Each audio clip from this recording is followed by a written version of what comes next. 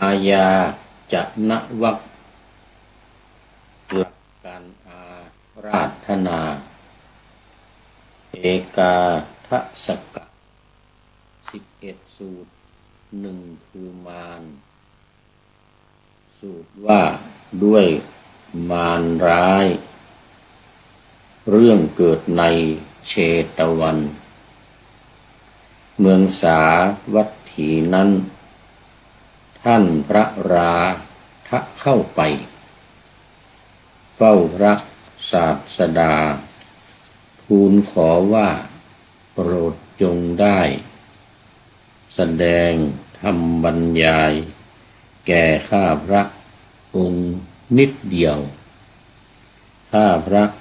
องค์ได้ฟังแล้วจัดตั้งใจเด็ดเดี่ยวออกไปอยู่คนเดียวไม่ประมาทมีความเพียรอุทิศกายและใจอยู่ต่อไปไม่ให้เพี้ยนบำเพ็ญด้วยความเพียรให้ได้มรรคผลนิพพานขอถวายความนอบน้อมแด่พระรัตนตรัยมีพระพุทธเจ้าเป็นต้นขอถวายความเคารพพระมหาเถระ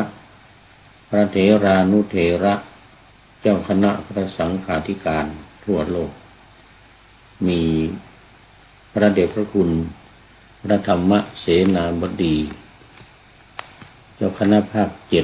7วัดพระธาตุดอยสุเทพเป็นต้นและขออำนวยพรแด่ท่านผู้ฟังท่านผู้ชมสาธุชนพุทธบริษัททั้งหลายวันนี้มันรายการพระไตรปิฎกลอยฟ้า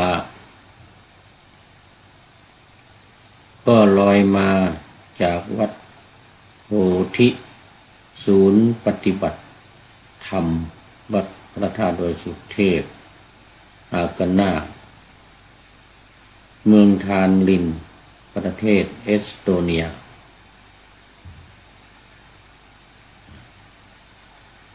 ออกอากาศ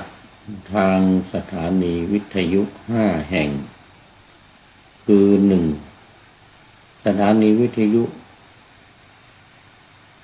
พระพุทธศาสนาแห่งชาติและจริยธรรม วัดพระธาตุดอยสุเทพมีพ่อครูวรรลบนามวงปลมเป็นผู้อำนวยการอาจารย์พระมหาประสิทธิ์ประสาธิโกเป็นหัวหน้าสถานีและอาตมาภาพพระครูปริยัติยานุศาสตร์เป็นผู้บรรยายเป็นประจำทุกวันเวลา23 ถึง 24 นาฬิกา5 ทุ่มถึงเที่ยงคืน2. สถานีวิทยุเพื่อการศึกษาพระพุทธศาสนาและวัฒนธรรมวัดฝายหินตำบลสุเทพอำเภอเมืองเชียงใหม่มีท่านพระครูสมุวิศวัตรวรกิจโจเป็นผู้อำนวยการนำออกอากาศเวลา 8 ถึง 9 นาฬิกาวันจันทร์ถึงวันศุกร์ 3. สถานีวิทยุคลื่นสีขาวเพื่อชาวประชาวัดปากทางเจริญอำเภอดอยหล่อจังหวัดเชียงใหม่มีท่านพระครูอภิวัฒนวิกรมเป็นผู้อำนวยการนำออกอากาศเวลา 8 ถึง 9 นาฬิกาทุกวัน 4. สถานีวิทยุชุมชนคณะสงฆ์อำเภอฝางวัดพระพุทธบาทอุดมมีท่านพระครูสุจิตรานุรักษ์หลวงพ่อเจ้าคณะอำเภอฝางเป็นผู้อำนวยการนำออกอากาศเวลา 8-9 นาฬิกาทุกวันและสุดท้ายสถานีวิทยุมจร.วิทยาลัยสงฆ์นครลำปางมีอาจารย์จีรศักดิ์ปันลำเป็นผู้อำนวยการออกอากาศเวลา 8-9 นาฬิกาเหมือนกันทุกวันเหมือนกัน3 สถานีหลังนี่ทุกวันเวลาเดียวกัน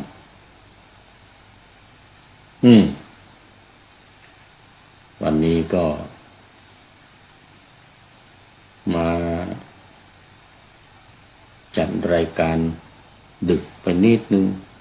ไม่นิดนะตี 2 เกือบตี 3ตี 2:56FC ทั้งหลายก็คงหลับปุ๋ยกันหมดแล้วหลับปุ๋ยกันหมดแล้ว เราไม่เป็นไรนั่งพูดอยู่คนเดียวนี่แหละ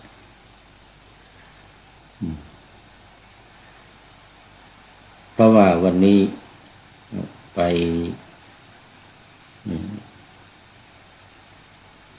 ร่วมการปฏิบัติกรรมฐานกับเยาวชนมาเข้าค่ายดังที่ได้กล่าวแล้วเราจะอยู่กัน5 วันตั้งแต่วันจันทร์ถึงวันศุกร์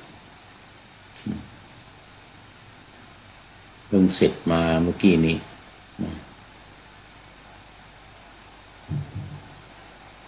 ก็ปฏิบัติกันตอนเช้าแล้วก็ตอนเย็นวันนี้มีตอนเช้ากับตอนเย็นตอนบ่ายฟังบรรยายเสร็จแล้วก็ไปปฏิบัติข้างนอกกันเดินจงกรมอยู่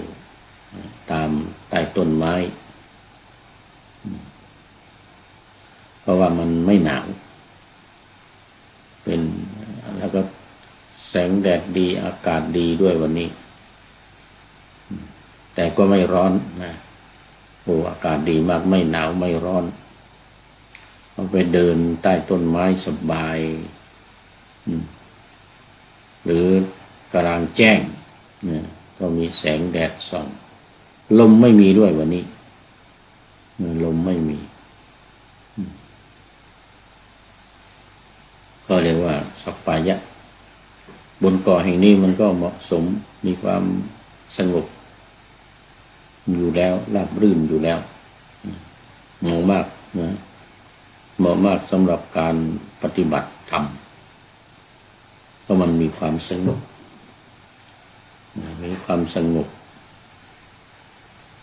ร่มรื่นยกเว้นฝนตกนะ ฝนตกหรือหิมะตกนี่ก็ไม่ไหวเหมือนกันออกข้างนอกไม่ได้ปฏิบัติก็อยู่ข้างใน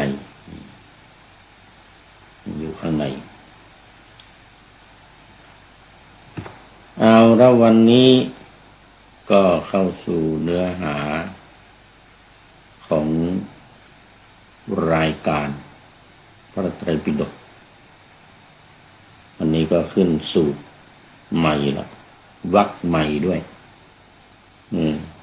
ก็คืออาญาจนวรรค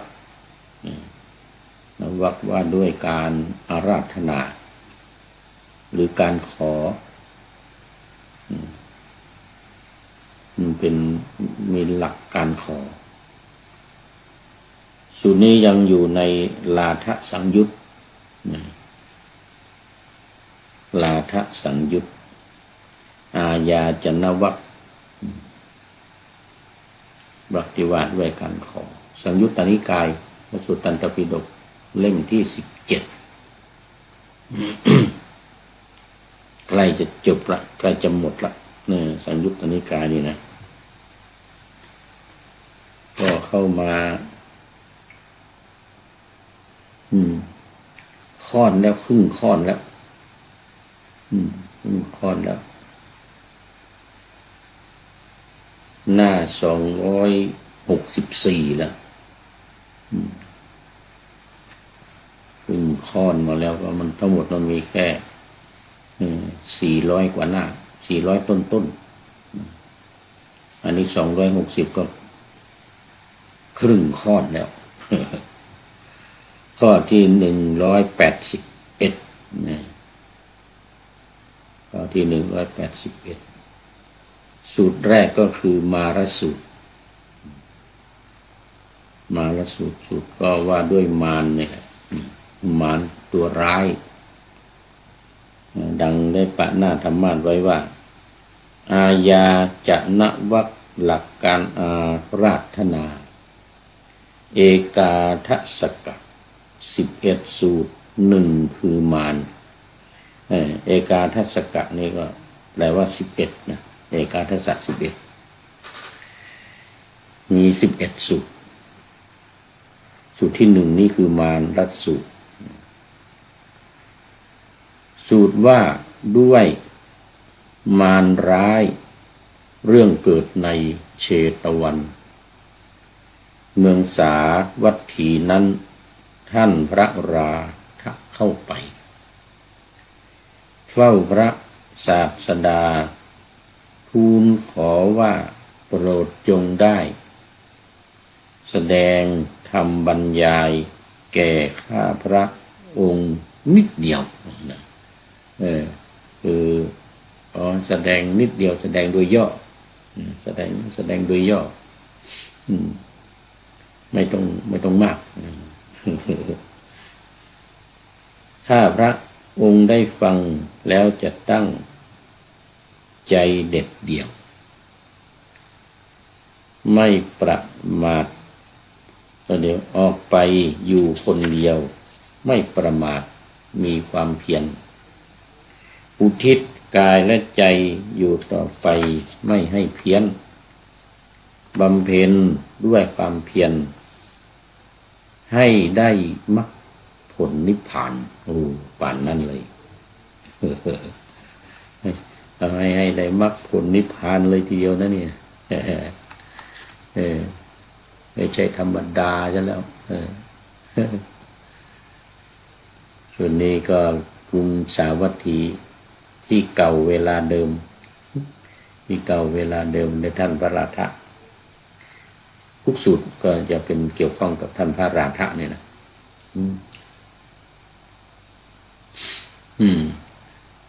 ฟังแล้วจะออกไปอยู่คนเดียวว่าไงนะถ้าเข้าไปกราบทูลพระผู้มีพระภาคว่าข้าแต่พระองค์ผู้เจริญขอประทานวโรกาสขอพระผู้มีพระภาคโปรดแสดงธรรมแก่ข้าพระองค์โดยย่อ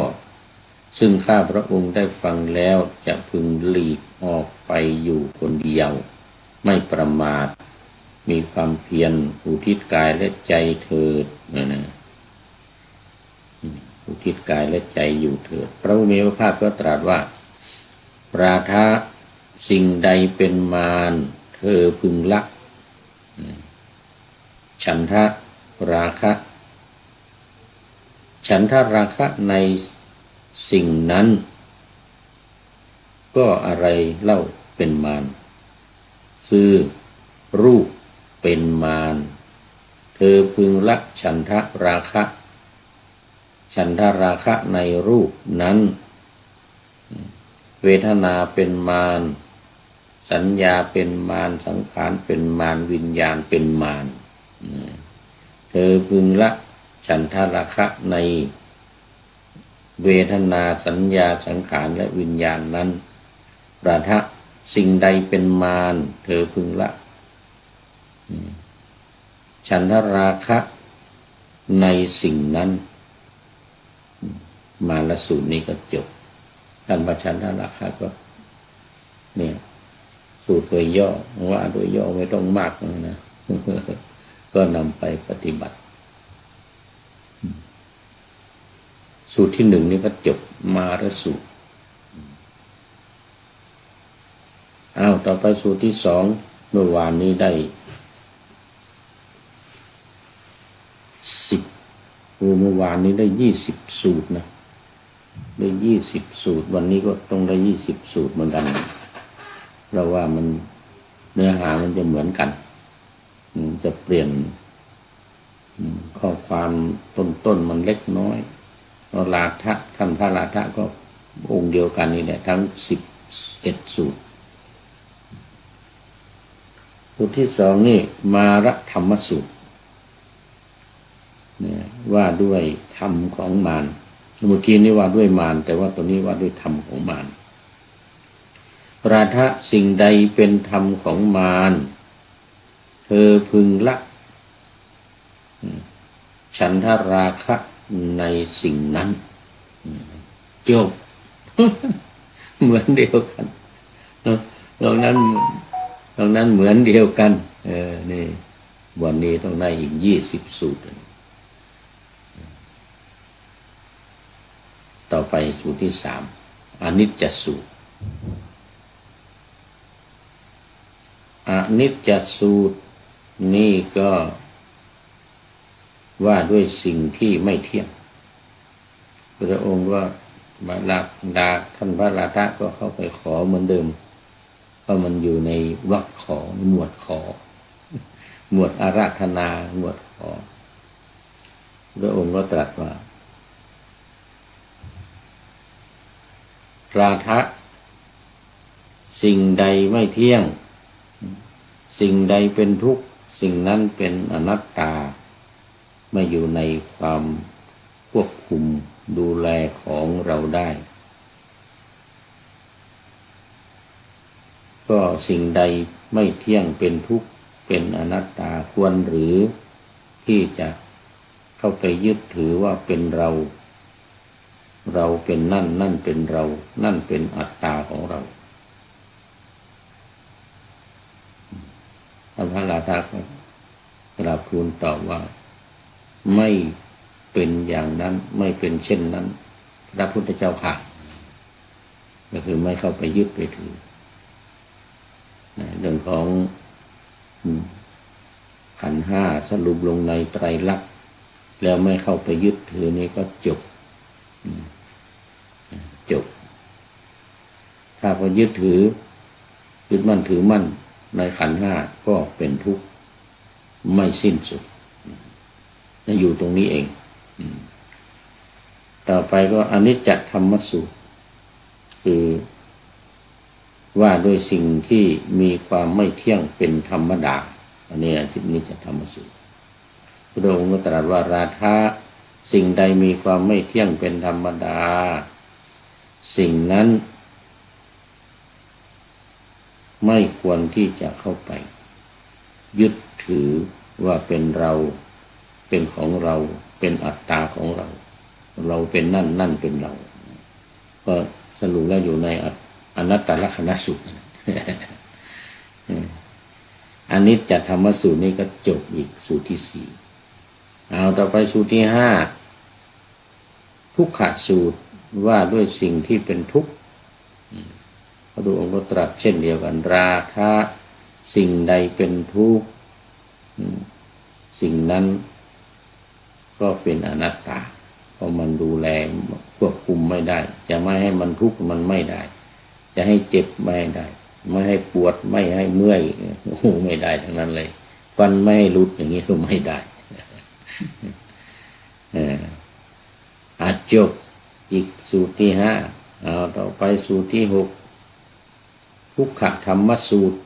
นี่ว่าด้วยสิ่งที่มีทุกข์เป็นธรรมดาทุกขธรรมสูตรไอ้ที่เป็นทุกข์เป็นธรรมดานี่ก็พระองค์ก็ตรัสเหมือนเดิมราทะสิ่งใดเป็นอนัตตามีความแปรปรวนเป็นธรรมดามีความเปลี่ยนแปลงเป็นธรรมดาสิ่งนั้นก็ไม่ควรเข้าไปยึดถือเมื่อไม่เข้าไปยึดถือก็เบื่อหน่ายเมื่อเบื่อหน่ายก็คลายกำหนัดเมื่อคลายกำหนัดก็สิ้นทุกข์เมื่อสิ้นทุกข์ก็นิพพานจบอีกสูตรหนึ่งต่อไปสูตรที่8สูตรที่7อนัตตสูตร ก็ว่าด้วยสิ่งที่เป็นอนัตตาอะไรวะต่อไปสูตรที่ 9เลยอนัตตธรรมสูตรว่าด้วยมีอนัตตาเป็นธรรมดาสิ่งใดมีอนัตตาเป็นธรรมดาสิ่งนั้นก็เป็นทุกข์เพราะมันเป็นทุกข์เพราะไม่เที่ยงเพราะเป็นทุกข์จึงเป็นอนัตตาไม่ควรเข้าไปยึดมั่นถือมั่นในสิ่งนั้นจบนี่สูตรที่ 9นี่จบอีกมี11สูตรนะข้อที่ 10วยธรรมสูตรว่าด้วยสิ่งที่มีความเสื่อมไปเป็นธรรมดาราคะสิ่งใดมีความเสื่อมไปเป็นธรรมดาสิ่งนั้นก็เป็นอนัตตาเพราะเราควบคุมมันไม่ได้ไม่มีความเสื่อมหรือไม่ได้เมื่อรู้ชัดว่าเป็นธรรมดาความเสื่อมเป็นธรรมดาก็ย่อมเบื่อหน่ายคลายกำหนัดเมื่อคลายกำหนัดก็รู้ว่าจิตหลุดพ้นแล้วที่สุดแห่งพรหมจรรย์อยู่จบแล้วสิ่งที่จะพึงทำไม่มีแล้วนี่ก็คือตัวนิพพานนั่นเองจบจบอีกสูตรหนึ่งเลยสุดท้ายสูตรที่ 11สมุทัยธรรมสูตรว่าด้วยสิ่งที่มีความเกิดขึ้นเป็นธรรมดาท่านพระราธะก็เข้าไปกราบทูลพระพุทธองค์ขอพระองค์แสดงธรรมเหมือนเดิมพระองค์ก็ตรัสว่าราธะสิ่งใดมีความเกิดขึ้นเป็นธรรมดาเธอพึงละฉันทะราคะในสิ่งนั้นเมื่อละฉันทราคะก็เบื่อหน่ายเมื่อเบื่อหน่ายก็คลายกำหนัดเมื่อคลายกำหนัดก็สิ้นทุกข์สิ้นภพสิ้นชาติเป็นวิราคะไม่มี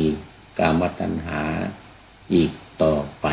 ภวตัณหาวิภวตัณหาด้วยไม่มีตัณหา3เลยแหละวตัณหาและวิภวตัณหาสมุทัยธรรมสูตรที่ 11จบทั้งหมดมี11สูตรในวรรคนี้มี11สูตรก็จบกันเลยต่อไปก็ขึ้นวรรคที่ 12นิโรธธรรมสูตรโอ้เดี๋ยวนี่ทำไมมันเมื่อกี้ว่า11ตัวนี้มี12นี่แล้วนี่นิโรธธรรมสูตรว่าด้วยสิ่งมีความดับไปเป็นธรรมดามันซ้ำกับเมื่อกี้นี่ความดับไปเป็นธรรมดาเรื่องก็เกิดขึ้นที่สาวัตถีเหมือนเดิมท่านพระราธะก็เข้าไปเฝ้าเหมือนเดิมขอพระพุทธองค์แสดงธรรมเหมือนเดิมว่าข้าแต่พระองค์ผู้เจริญขอประทานวโรกาสขอพระผู้มีพระภาคโปรดแสดงธรรมแก่ข้าพระองค์โดยย่อซึ่งข้าพระองค์ได้ฟังแล้วจะพึงหลีกออกไปอยู่คนเดียวไม่ประมาทมีความเพียรอุทิศกายและใจอยู่เถิดพระองค์ก็ตรัสเหมือนเดิมราธะสิ่งใดมีความดับไปเป็นธรรมดาเธอพึงละฉันทราคะในสิ่งนั้นก็อะไรเล่ามีความดับเป็นธรรมดาคือรูปมีความดับเป็นธรรมดาเธอพึงละฉันทราคะในรูปนั้นเวทนาสัญญาสังขารและวิญญาณมีความดับไปเป็นธรรมดาเธอพึงละฉันทราคะความใคร่ในความพอใจกามคุณทั้ง5ก็หมดไปจบสูตรที่วรรคที่5นี้ก็จบเหมือนเดิมให้ไปจบได้ไป12เมื่อกี้11ว่า11ตอนนี้มี12 มี12สูตรจบยาจันนะยาจันนวรรควรรคที่ว่าด้วยการอาราธนาหรือการขอให้พระพุทธองค์แสดงธรรมนี่ก็จบพอดีเลยรวมพระสูตรในอาญาจันนวรรคนี้ลาทะสิ่งใดมีความดับเป็นธรรมดาเธอพึงละฉันทะในราคะฉันทราคะในสิ่งนั้นนิโรธธรรมสูตรที่12นี้ก็จบนิโรธธรรมสูตรที่12รวมสูตรนี้ก็มีรวมในวรรคนี้ก็มีอยู่12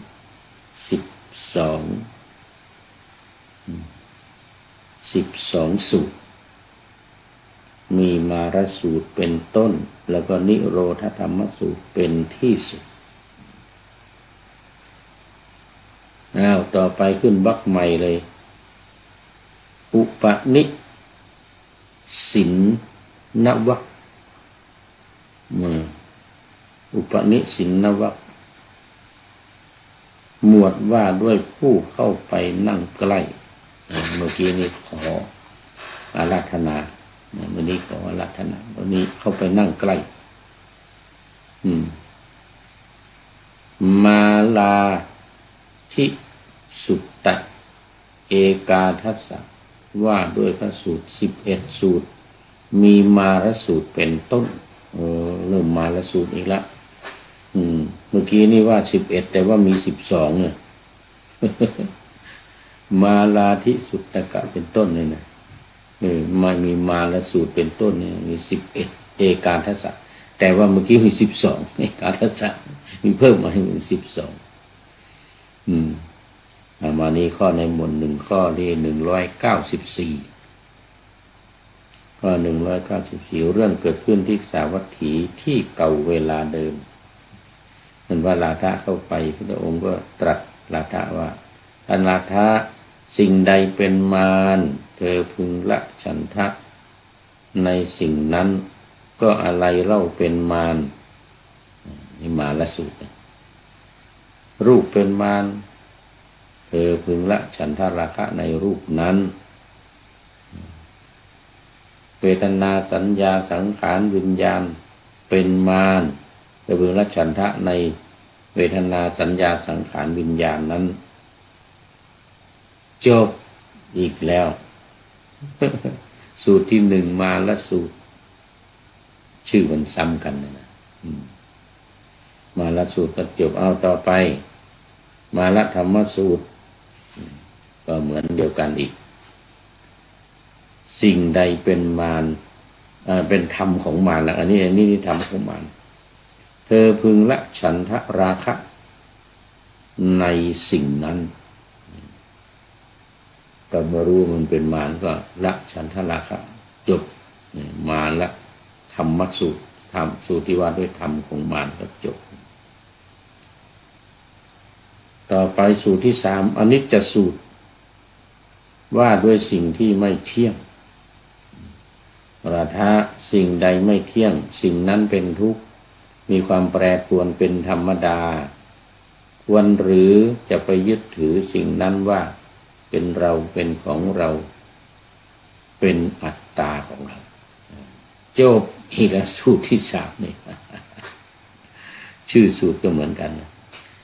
ต่อไปอันนี้จะธรรมสูตรคือธรรมของความไม่เที่ยงอะไรคือธรรมของความไม่เที่ยง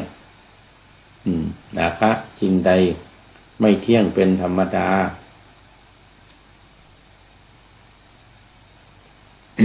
ขอไป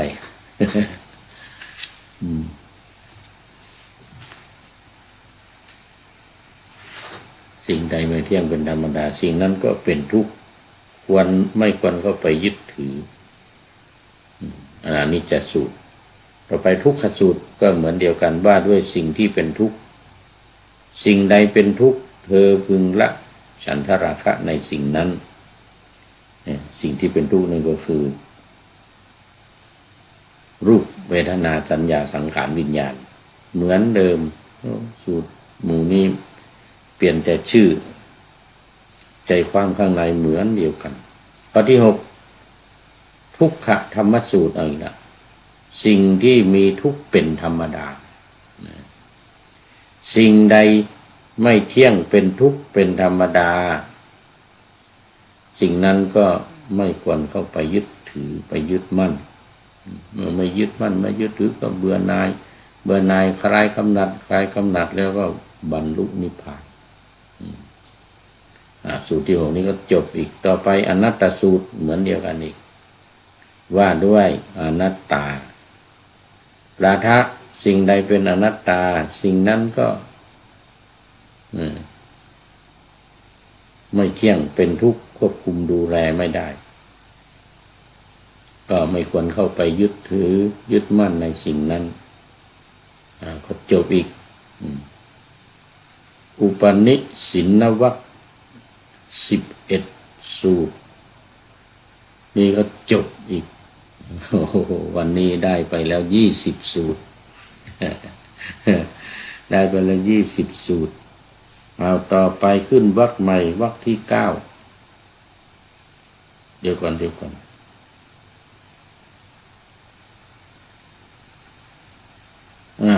วรรคนี้มันยังไม่จบมันยังมีเหมือนเดิมขยะธรรมสูตรวยะธรรมสูตรวัฏความเสื่อมไปสิ้นไปแล้วก็11สมุทัยสูตรนี่หวังว่าจะไม่มี12นี่นะสมุทัยสูตรจบมาด้วยความเกิดขึ้นเป็นธรรมดา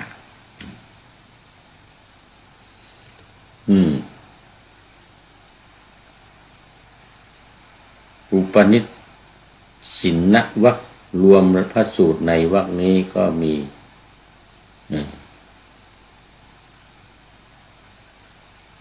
11สูตร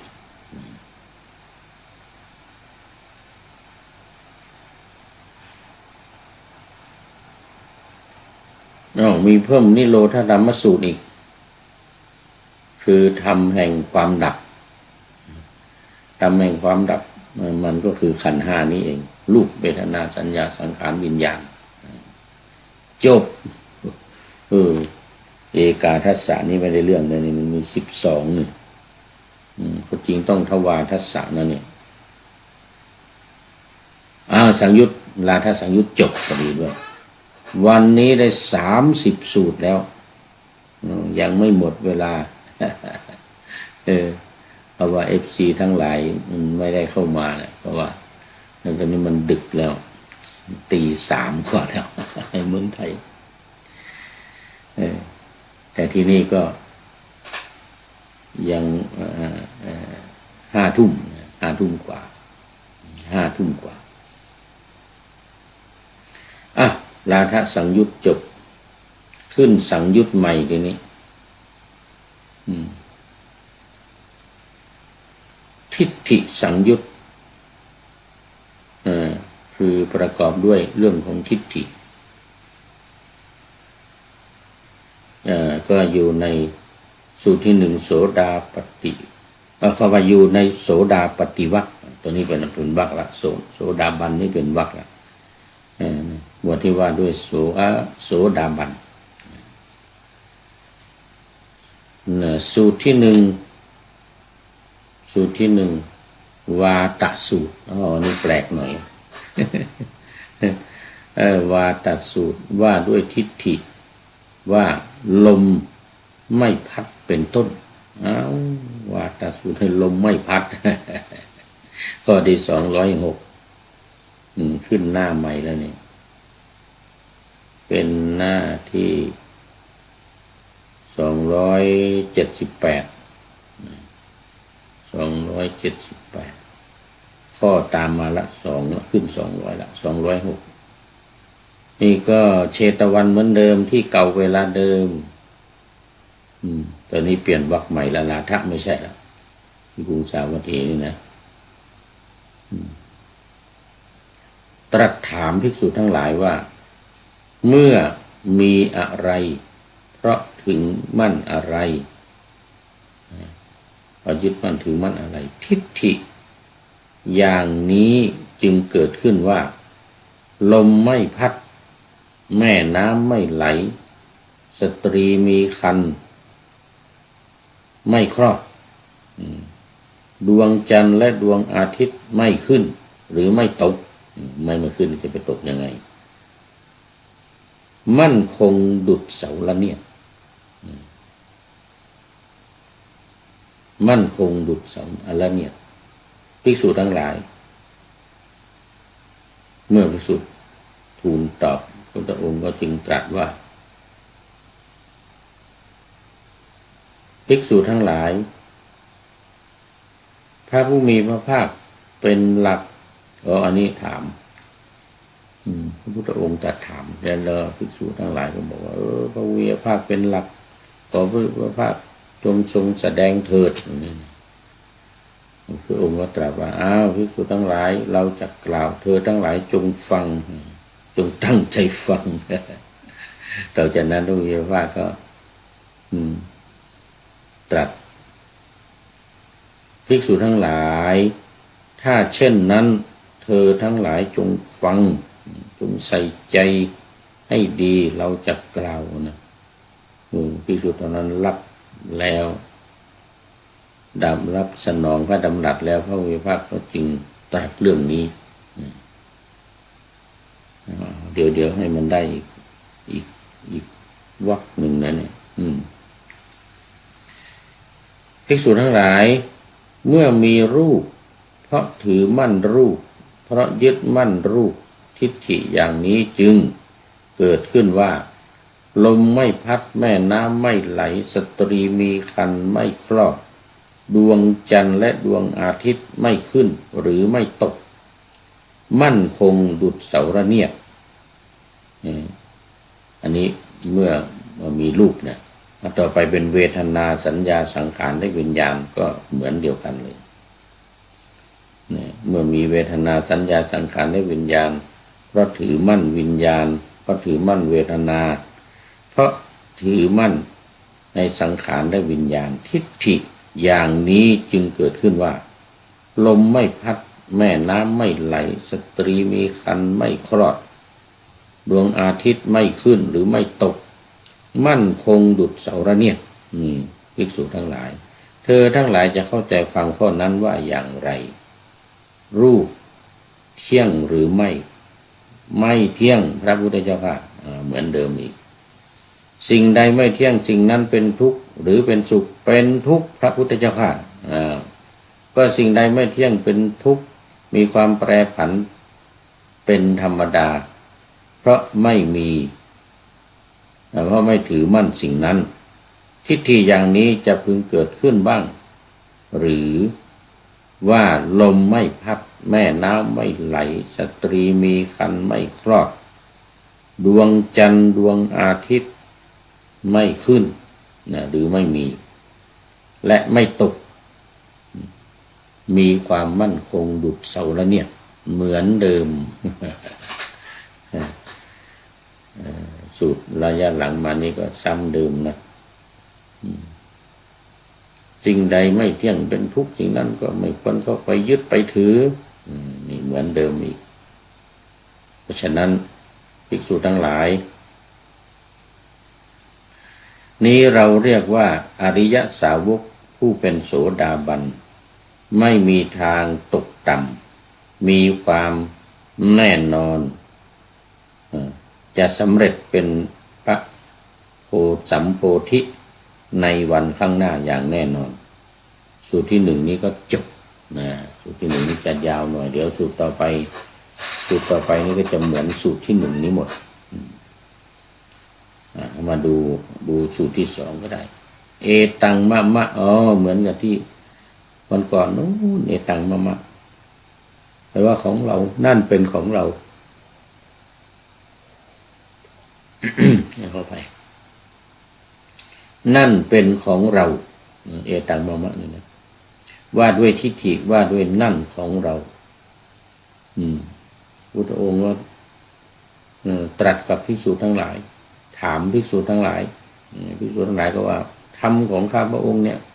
มีพระองค์เป็นประธาน มีพระองค์เป็นหัวหน้านะขอพระองค์จงทรงแสดงเถิดเมื่อได้รับคำขออย่างนี้ก็พระองค์ก็ตรัสภิกษุทั้งหลายเมื่อมีรูปเพราะยึดถือมั่นรูปเพราะถือมั่นทิฏฐิอย่างนี้จึงเกิดขึ้นว่านั่นของเราเราเป็นนั่นเป็นอัตตาของเราเหมือนเดิมนั่นของเรานั้นเป็นอัตตาของเราอันนี้โสดาปัตติมัคเมื่อเวทนาสัญญาสังขารวิญญาณประยึดมั่นวิญญาณทิฏฐิอย่างนี้จึงเกิดขึ้นว่านั่นของเรานั่นตัวเรานั่นเป็นอัตตาของเราเพื่อจะละสามอย่างนี้ได้เนี่ยก็ต้องไม่เข้าไปยึดถือนั่นเองเข้าไปยึดถือภิกษุทั้งหลายเธอทั้งหลายจะเข้าใจข้อความนั้นว่าอย่างไรรูปเที่ยงหรือไม่เที่ยงก็เหมือนเดิมไม่เที่ยงพระพุทธเจ้าค่ะเมื่อไม่เที่ยงเป็นทุกข์หรือเป็นสุขเป็นทุกข์พระพุทธเจ้าค่ะแล้วเมื่อเป็นทุกข์แล้วนี่สังขารและวิญญาณไม่เที่ยงเป็นทุกข์สิ่งต่างๆเหล่านั้นควรหรือที่จะเข้าไปยึดถือภิกษุทั้งหลายก็ตอบว่าไม่ควรเป็นอย่างนั้นพระพุทธเจ้าข้าไม่เป็นอย่างนั้นเลยอันนั้นสูตรที่หนึ่งนี้ก็จบเอตังมะมะนั่นเป็นของเรา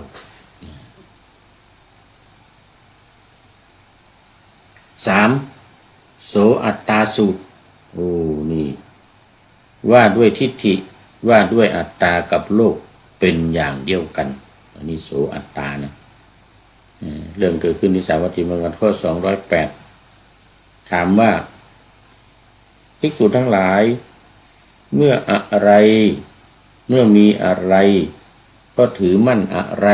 ก็ยึดมั่นอะไรทิฏฐิอย่างนี้จึงเกิดขึ้นอัตตากับโลกเป็นอย่างเดียวกันเรานั้นละโลกไปแล้วจักเป็นผู้เที่ยงแท้ยั่งยืนคงทนมีความไม่แปรผันเป็นธรรมดาภิกษุเหล่านั้นก็ทูลตอบว่าข้าแต่พระองค์ผู้เจริญธรรมทั้งหลายของข้าพระองค์เนี่ยมีพระองค์นี่แหละเป็นหลักขอพระองค์จงทรงแสดงเถิดเอาเลยได้นี้ตัดออกภิกษุทั้งหลายรูปก็ยึดมั่นรูปทิฏฐิอย่างนี้จึงเกิดขึ้นอัตตามีความไม่แปรผันเป็นธรรมดาเวทนาสัญญาสังขารวิญญาณก็เช่นเดียวกันก็ยึดมั่นวิญญาณเพราะยึดมั่นสังขารเวทนาสังขารได้วิญญาณอัตตากับโลกเป็นอย่างเดียวกันเรานั้นละโลกนี้ไปแล้วจะเป็นผู้ไม่เที่ยงแท้อัตตาและโลกจะพึงมีมาแต่ไหนเพราะว่ามันเป็นของยั่งยืนพระนิพพานเป็นของคงทนเป็นของยั่งยืนมีความไม่แปรผันไปเป็นธรรมดาภิกษุทั้งหลายเธอทั้งหลายจะเข้าใจข้อความนั้นว่าอย่างไรรูปเที่ยงหรือไม่เที่ยงเหมือนเดิมอีก ก็ไม่เที่ยงเมื่อไม่เที่ยงก็เป็นทุกข์หรือเป็นสุขเป็นทุกข์เมื่อเป็นทุกข์มีความแปรปรวนเป็นธรรมดาควรหรือที่จะเข้าไปยึดมั่นถือมั่นมิใช่เช่นนั้นพระพุทธเจ้าค่ะคำตอบมาแล้วคำตอบมาเหมือนเดิมจบโสอัตตาจบแปลตามศัพท์ก็โสไปวันนั้นอัตตาก็คือตัวตนตัวตนของเรานั้นจบเลยวันนี้ว่าโดยไตรลักษณ์ในวันนี้ว่าไปแล้ว20สูตรตอนนี้เอาอีก20 สี่โมจะเมสิยาเหมือนเดิมว่าด้วยทิฏฐิว่าเราไม่พึงมี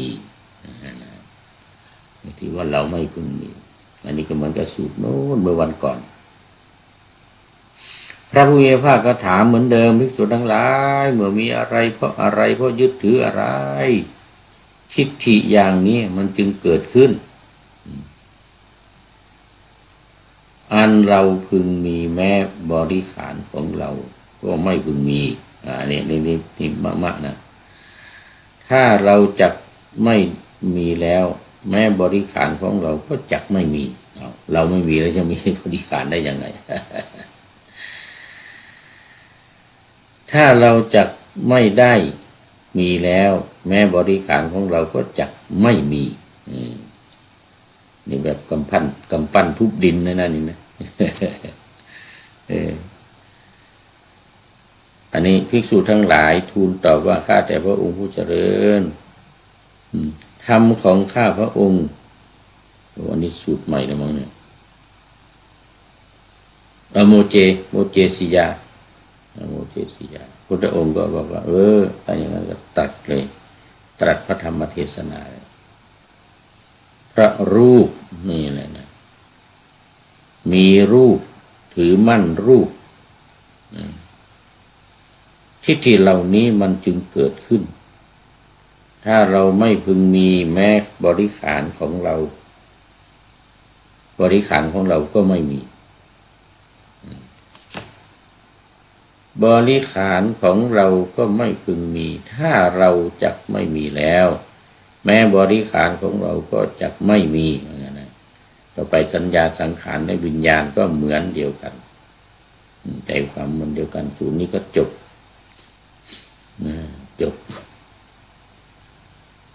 ที่ว่าเที่ยงหรือไม่เที่ยงนี่แหละ พอไม่เที่ยงพระพุทธเจ้าข้าอย่างเงี้ยจบแสดงว่าเข้าใจแล้วต่อไปเป็นสูตรที่5นัตถิทินนสูตรอันนี้มันเคยมีแล้วเนี่ยนี่เคยมีทิฏฐิว่าทานที่ให้แล้วไม่มีผลเป็นต้นตอนนี้ขอต้อนรับท่านอาจารย์ เข้ามาพอดีเลยยังไม่ดึกมั้งเนี่ยวันนี้วัดพระสิงห์ยูเคนมัสการครับท่านอาจารย์ได้พระครูสิงหกิจวิเทศ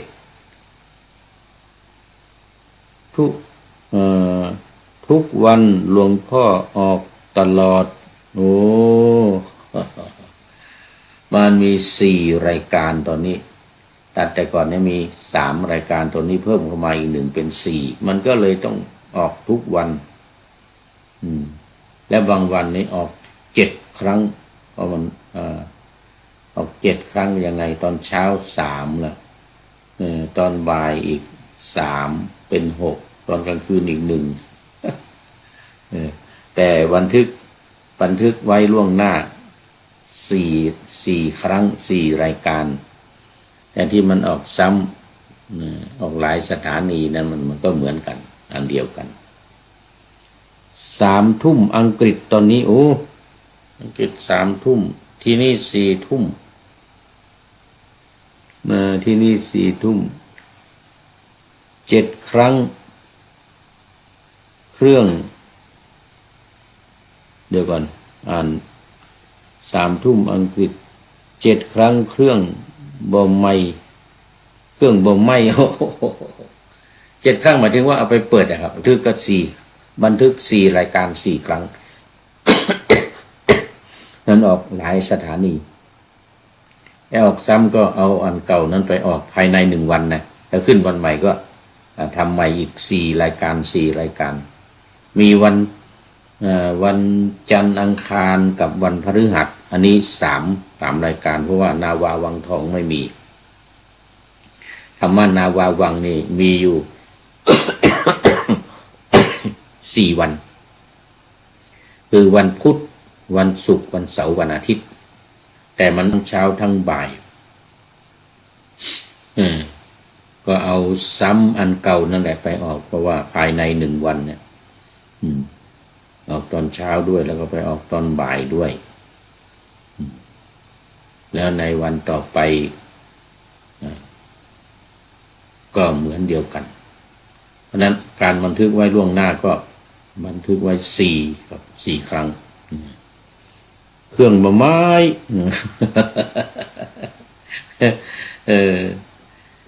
วัดสิงห์โอ้คึกคักปฏิบัติธรรมรอบเจดีย์นะเนาะเจดีย์ใหม่เนาะโอ้สถานที่ดีมากเนาะกำลัง3 ทุ่มที่นี่4 ทุ่มสาธุสาธุต่อไปสูตรที่5นัตถิทินนสูตรนัตถิว่าด้วยทิฏฐิว่าทานที่ให้แล้วไม่มีผลทานที่ให้แล้วไม่มีผลอันนี้ก็แล้วก็คือนัตถินี่ก็คือพวกนัตถิกะทิฏฐินั่นเองนัตถิกะทิฏฐิข้อ210เรื่องเกิดขึ้นที่สาวัตถีเหมือนเดิมที่เก่าเวลาเดิมถามภิกษุทั้งหลายเหมือนเดิมภิกษุทั้งหลายก็ว่าเหมือนเดิมมีพระพุทธเจ้าเป็นหลักขอพระพุทธองค์แสดงเถิดพระพุทธองค์แสดงเถิดวันนี้นึกว่าผีจะหลอกละไม่หลอกคนมาแล้วสาธุสาธุ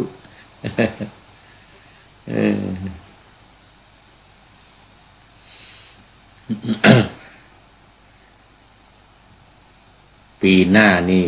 ไม่แน่เด้ออาจจะได้ไปวัดพระสิงห์UK แต่กลับไปทำวีซ่าก่อนถ้าทำวีซ่าได้ก็มานี้อีกเพราะว่าคราวหน้านี้ท่านเจ้าอาวาสก็จะทำให้5 ปีโอ้คราวนี้อยู่5 ปีเลยคราวหน้านี่นะคราวหน้านี่มาเนี่ยก็คงจะหายหนาวนะหายหนาวหายฝนหิมะฝนเนี่ยเพราะว่าที่นี่เลื่อนการจำพรรษาไปเป็นเดือนธันวาต้นธันวาไปถึงต้นมีนาโอ้นั่นหน้าฝนหนักฝน2 อย่างอย่างว่านะฝนจริงๆกับฝนหิมะ ไปไหนไม่ได้สมควรจะอยู่จำพรรษาจำการฝนค่อนข้างจะไม่ตรงกับเมืองใดแต่ว่าผู้พูดนี้อธิษฐานแล้วเพราะว่าเกรงว่าจะกลับมาไม่ทันเดือนธันวานี่นะกลับไปพฤศจิกามีเวลาอยู่แค่เดือนเดียวทำวีซ่าแล้วก็ต้องไปทำวีซ่าที่ประเทศอินเดียคือสถานทูตเอสโตเนียนี่มันอยู่ในประเทศอินเดียในเมืองไทยไม่มีก็ไปทำที่ประเทศอินเดียอย่างปีที่แล้วไปทำก็เดือน1ก็ไม่เสร็จเดือนกว่าแต่ไม่แน่คราวนี้ไปอาจจะไม่ถึงเดือนก็ได้ครับไม่ถึงเดือนก็กลับมาก็เข้าลำบากนี่พอปีที่แล้วก็หนีไปเยอรมัน6 เดือนเพิ่งกลับมาเมื่อเดือนที่แล้วนี่ท่านพระครูเพิ่งกลับมาต่อไปนี่ถ้าทำวีซ่าไม่ทันก็จะไม่มาก่อนเข้าพรรษาของเขาที่นี่นะที่นี่มีมติกันเข้าพรรษาเดือนธันวาแต่ว่าผมอธิษฐานเองอธิษฐานคนเดียวอธิษฐานคนเดียวไว้ก่อนกันไว้เผื่อว่าจะมาไม่ทันเพื่อจะทำวีซ่าไม่เสร็จก็คงเป็นอย่างนั้นนะมันเดือนเดียวนี่มันจะไม่ทัน เอาละทีนี้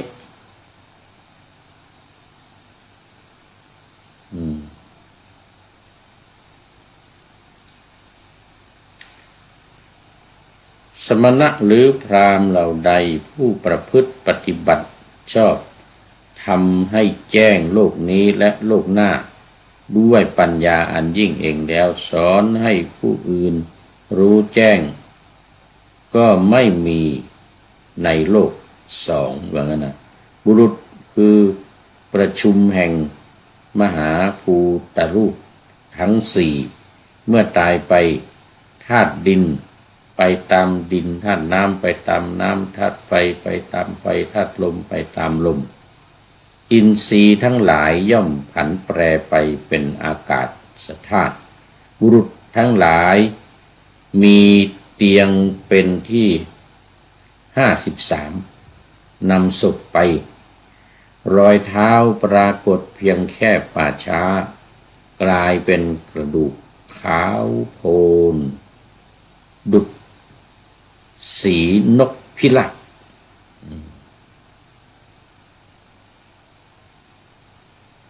แล้วทีนี้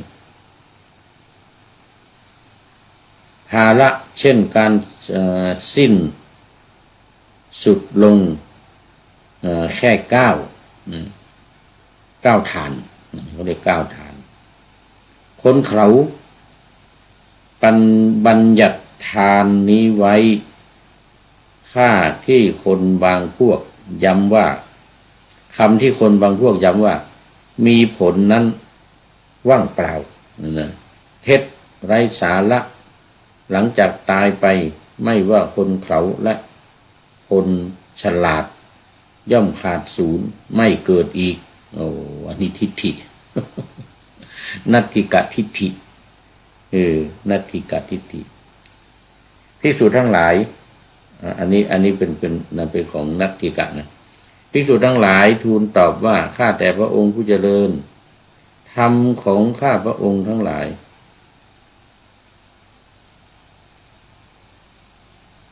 มีพระพุทธองค์เป็นหลักขอพระพุทธองค์ทรงแสดงเถิดอันนี้เป็นตอนที่พระพุทธเจ้าถามภิกษุทั้งหลายในเรื่องของทิฏฐินะพอภิกษุทั้งหลายกล่าวอย่างนั้นพุทธองค์ก็ตรัสว่าภิกษุทั้งหลายเมื่อมีรูปเพราะถือมั่นรูปเพราะยึดมั่นในรูปทิฏฐิอย่างนี้จึงเกิดขึ้นว่าทานที่ให้แล้วไม่มีผลยันที่บูชาแล้วไม่มีผลเป็นต้นจบพอดีจบสูตรเวลาก็หมดพอดีโอ้ท่านพระครูก็เข้ามาเป็นท่านสุดท้ายของรายการวันนี้ มีท่านเดียวเข้ามาแล้วก็เป็นท่านแรกก็เลยเป็นท่านสุดท้ายของวันนี้นะนัตถิทินนสูตรนี่ก็จบพอดีเลยอันต่อไปก็คงต้องเอาไว้เนี่ยเอาไว้ในวันต่อไปวันนี้หมดเวลา ขอบคุณมาก